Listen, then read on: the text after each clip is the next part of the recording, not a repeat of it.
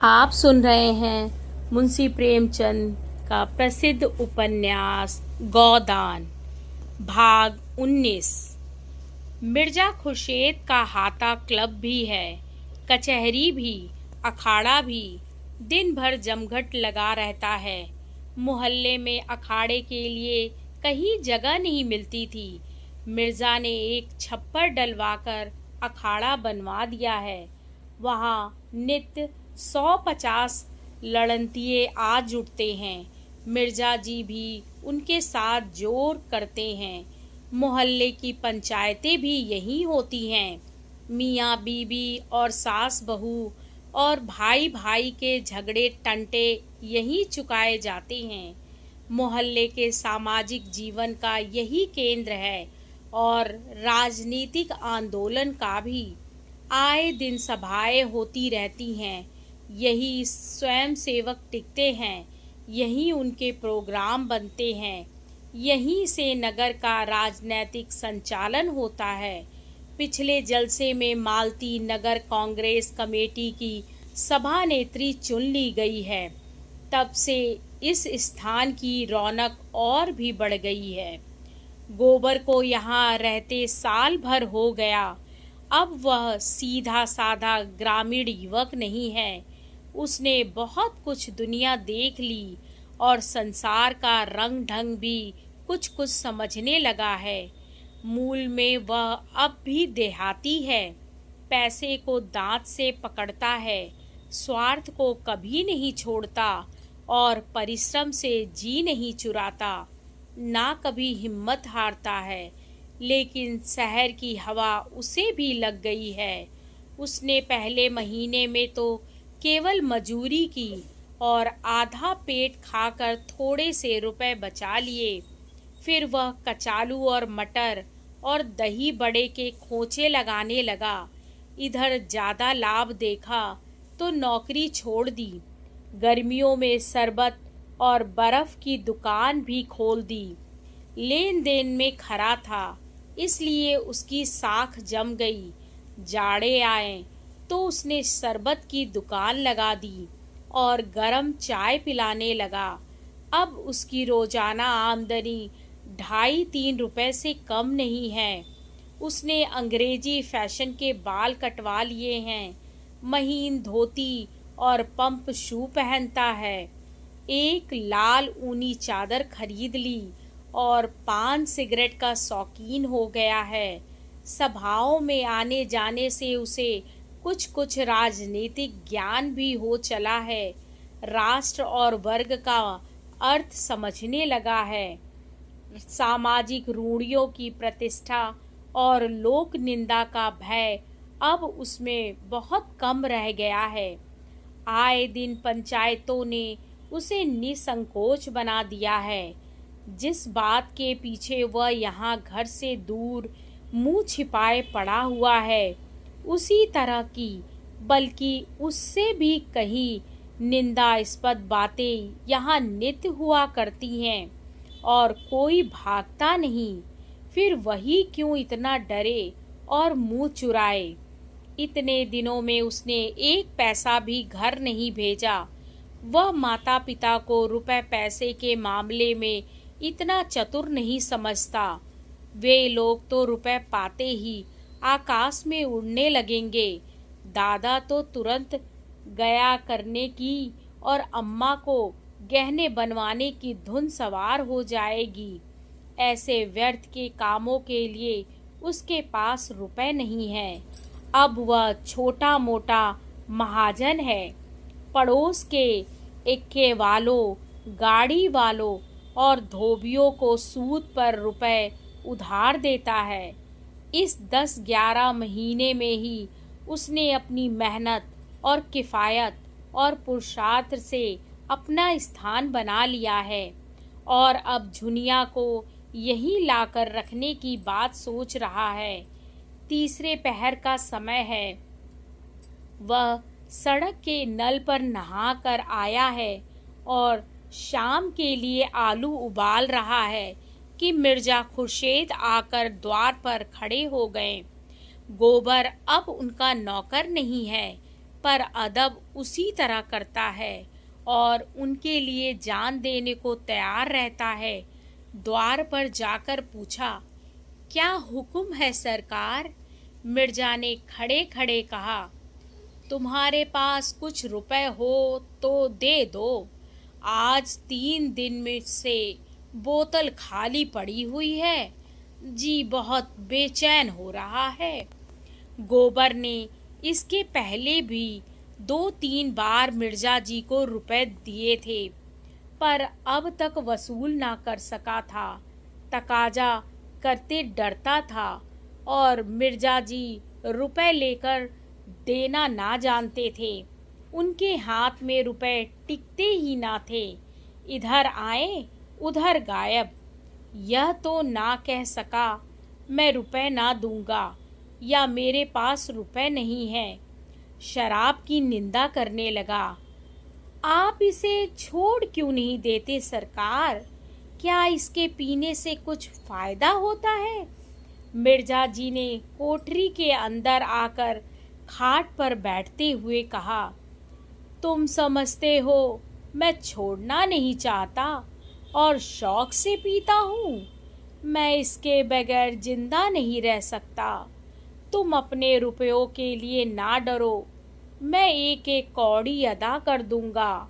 गोबर अविचलित रहा। मैं सच कहता हूँ मालिक, मेरे पास इस समय रुपए होते तो आपसे इनकार करता।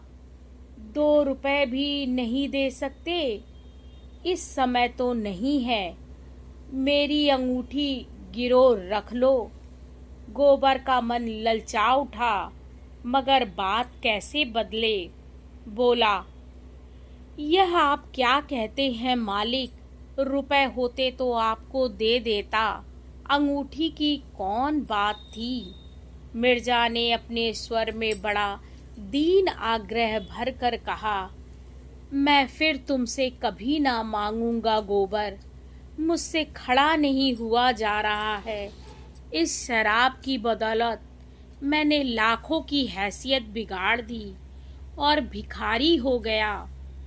अब मुझे भी जिद पड़ गई है कि चाहे भीख ही मांगनी पड़े, इसे छोड़ूंगा नहीं। जब गोबर ने अब की बार इनकार किया तो मिर्जा साहब निराश होकर चले गए। शहर में उनके हजारों मिलने वाले थे। कितने ही उनकी बदौलत बन गए थे। कितनों ही की गाढ़े समय पर मदद की थी, पर ऐसों से वह मिलना भी ना पसंद करते थे। उन्हें ऐसे हजारों लटके मालूम थे जिनसे वह समय समय पर रुपयों के ढेर लगा देते थे, पर पैसे की उनकी निगाह में कोई कद्र ना थी। उनके हाथ में रुपए जैसे काटते थे। किसी ना किसी बहाने उड़ाकर ही उनका चित्त शांत होता था। गोबर आलू छीलने लगा। साल भर के अंदर ही वह इतना काया हो गया था और पैसा जोड़ने में इतना कुशल कि अचरज होता था। जिस कोठरी में रहता है वह मिर्जा साहब ने दी है। इस कोठरी और बरामदे का किराया बड़ी आसानी से 5 रुपया मिल सकता है। गोबर लगभग साल भर से उसमें रहता है, लेकिन मिर्जा ने ना कभी किराया मांगा ना उसने दिया। उन्हें शायद ख्याल ही ना था कि इस कोठरी का कुछ किराया भी मिल सकता है। थोड़ी देर में एक इक्के वाला रुपए मांगने आया। अलादीन नाम था। सिर घुटा हुआ, खिचड़ी दाढ़ी। उसकी लड़की विदा हो रही थी। 5 रुपए की उसे जरूरत थी। गोबर ने उसे 1 आना रुपया सूद पर दे दिए। अलादीन ने धन्यवाद देते हुए कहा, भैया अब बाल बच्चों को बुला लो, कब तक हाथ से ठोकते रहोगे? गोबर ने शहर के खर्च का रोना रोया। थोड़ी आमदनी में गृहस्थी कैसे चलेगी? अलादीन बीड़ी जलाता हुआ बोला, खर्च अल्लाह देगा भैया। सोचो कितना आराम मिलेगा। मैं तो कहता हूँ जितना तुम अकेले खर्च करते हो उसी में गृहस्थी चल जाएगी। औरत के हाथ में बड़ी बरकत होती है।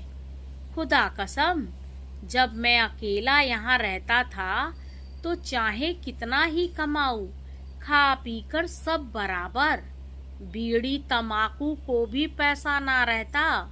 उस पर हैरानी, थके मांदे आओ तो घोड़े को खिलाओ और टहलाओ, फिर नान बाई की दुकान पर दौड़ो। नाक में दम आ गया।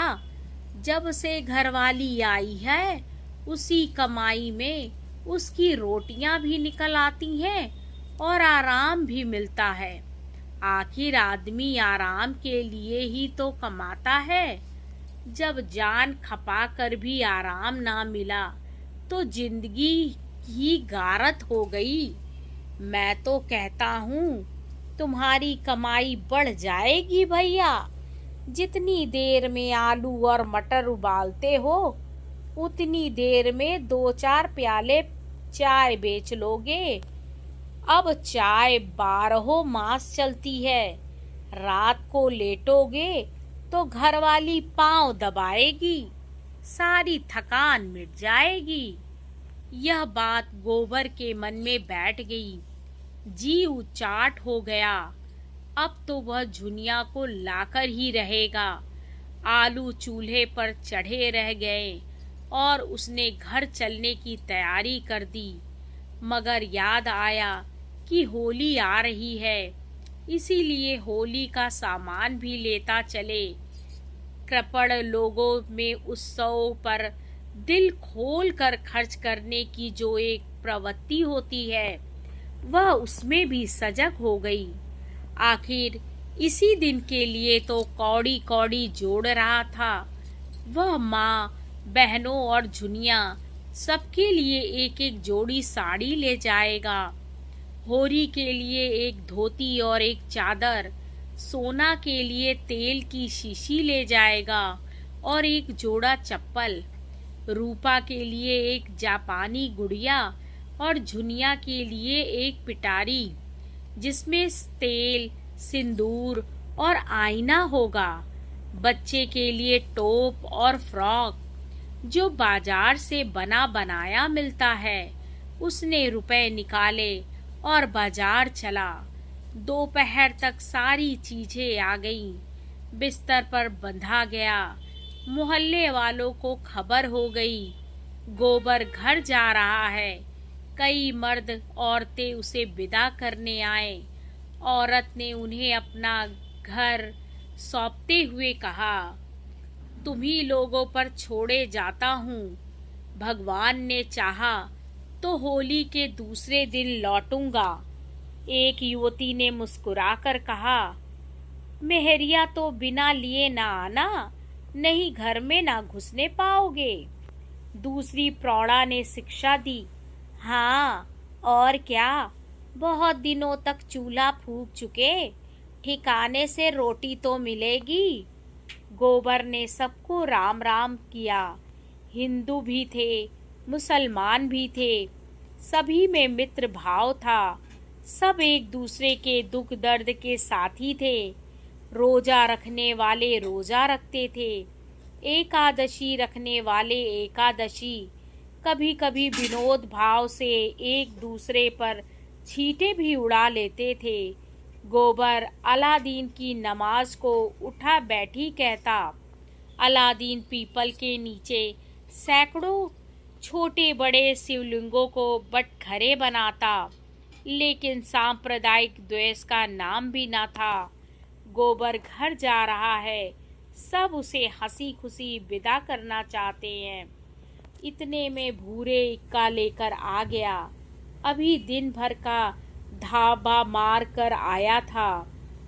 खबर मिली गोबर जा रहा है। वैसे ही इक्का इधर फेर दिया।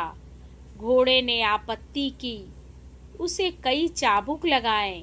गोबर ने इक्के पर सामान रखा। इक्का बढ़ा।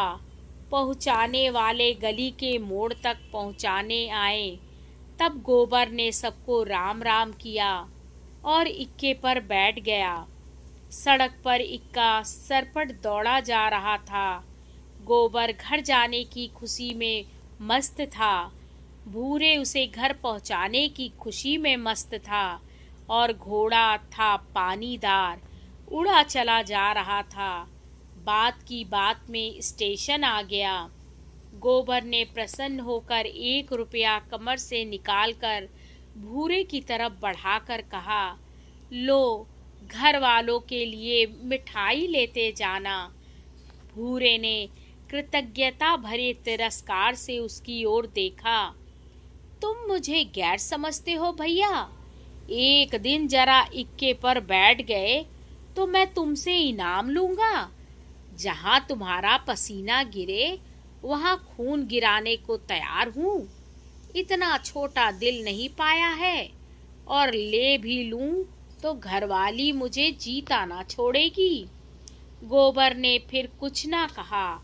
लज्जित होकर अपना असबाब उतारा और टिकट लेने चल दिया। आगे की कहानी अगले भाग में।